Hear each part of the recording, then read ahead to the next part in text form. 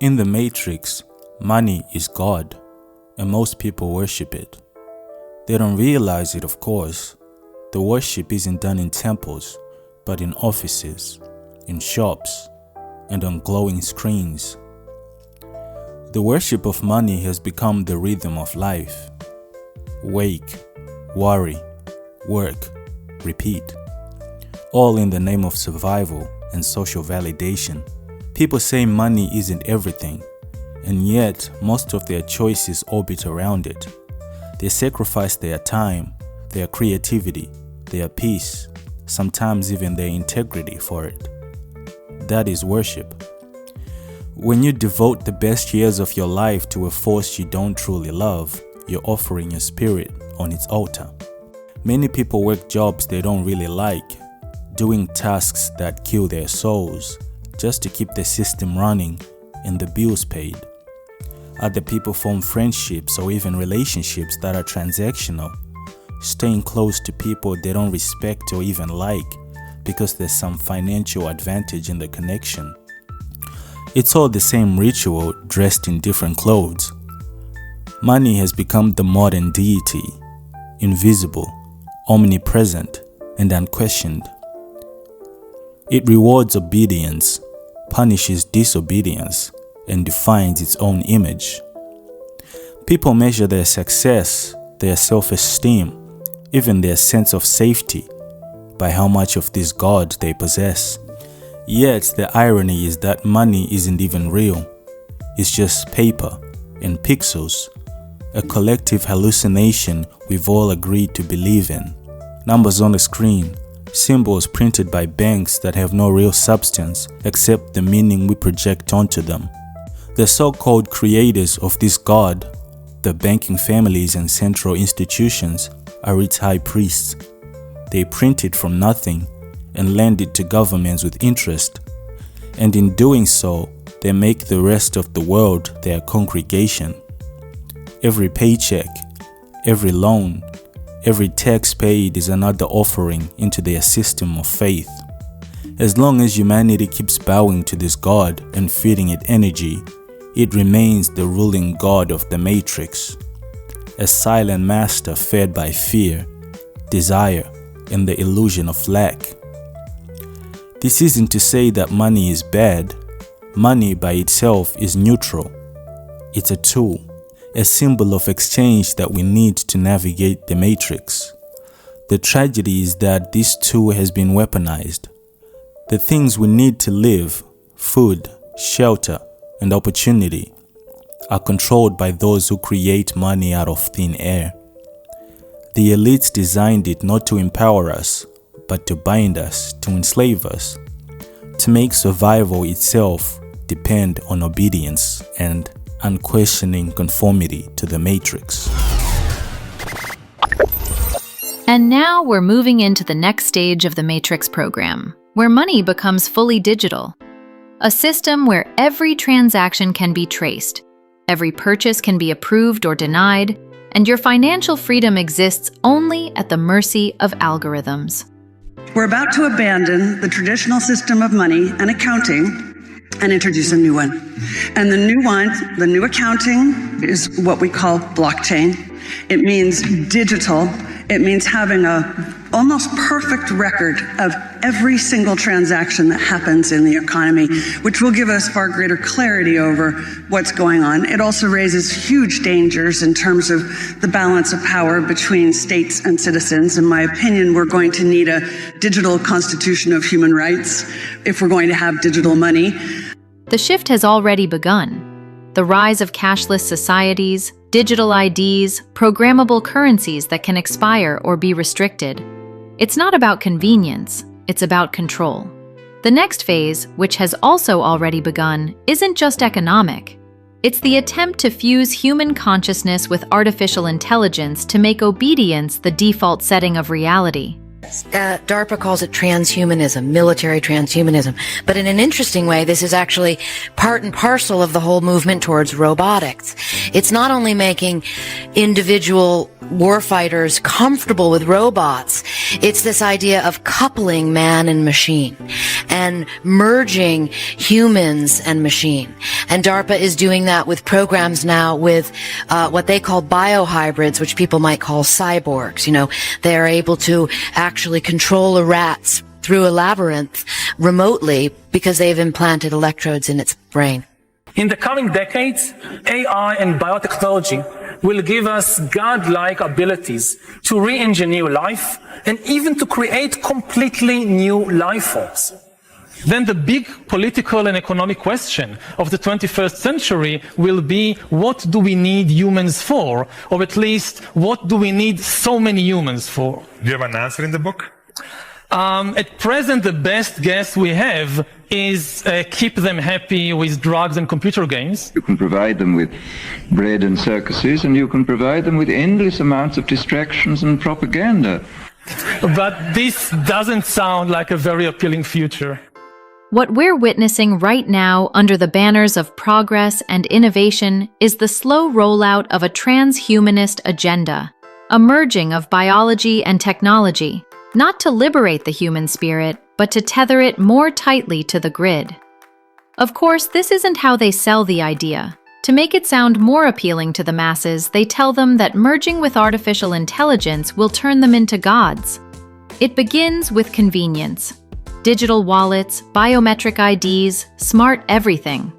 Then it moves into your body. Microchips, wearable sensors, brain-computer interfaces, even gene editing framed as healthcare. All of it sold as empowerment. But in practice, it's a new operating system for humanity. One where your thoughts, your behaviors, even your biology can be monitored, nudged, and restricted by code you don't control.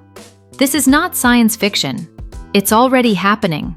In labs, in policy meetings, in the soft rollout of new technologies. We're going to become increasingly non-biological to the point where the non-biological part predominates and the biological part is not that important anymore.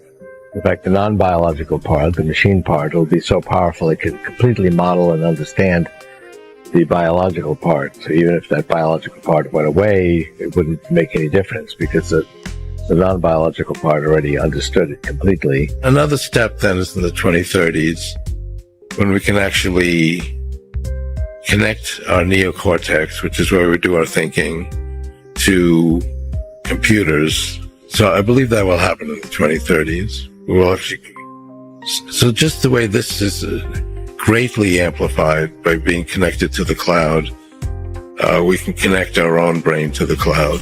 It's about connecting the human brain to artificial intelligence, and then from a central point, which you can do, to dictate the perceptions of the population. And so once that happens, a perception that says, this is not right, I'm not doing this, will not manifest, because it's not what will come through AI. This is where we're going.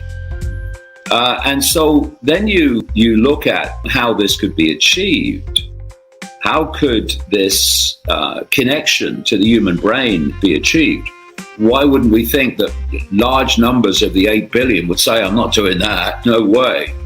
So what you have is Elon Musk. He is running this Neuralink, which is based on, he's doing animal trials now.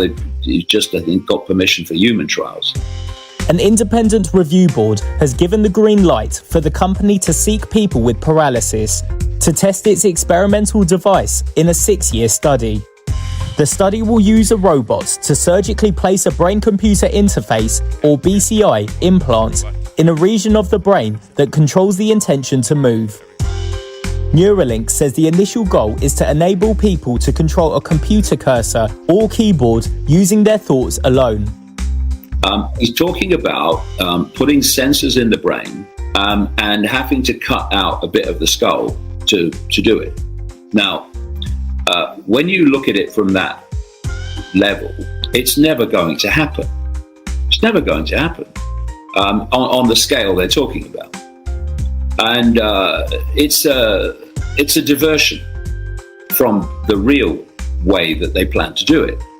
And interestingly, in my new book, The Dream, I quote Elon Musk in an interview in which someone actually said that. Well, you know, cutting away a piece of the skull, you know, it seems a bit extreme. But he said, "Oh no, well, you don't really have to do that." He said, "You can put the connection in via the veins." I mean, there are a few ways to approach this, but some sort of interface directly with your cortical neurons, particularly.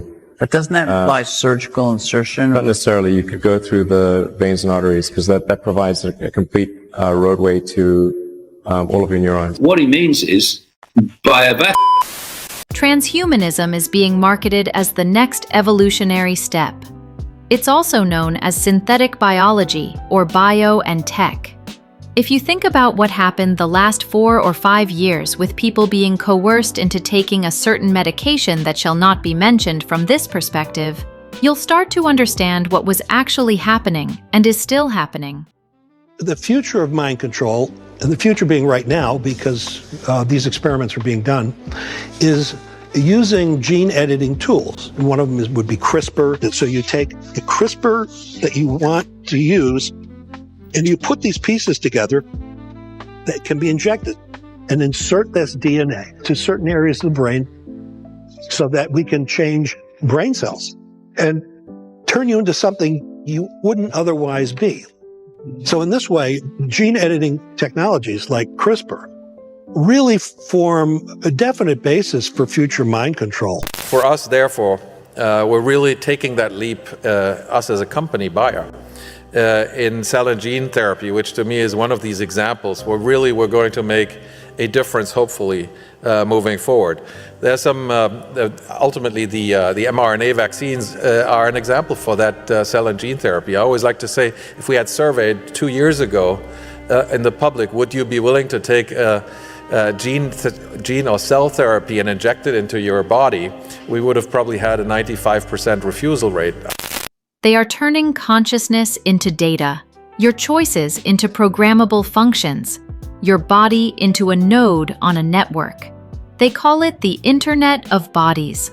And once you're plugged in at that level, once your sense of self and freedom depends on the machine, dissent becomes almost impossible.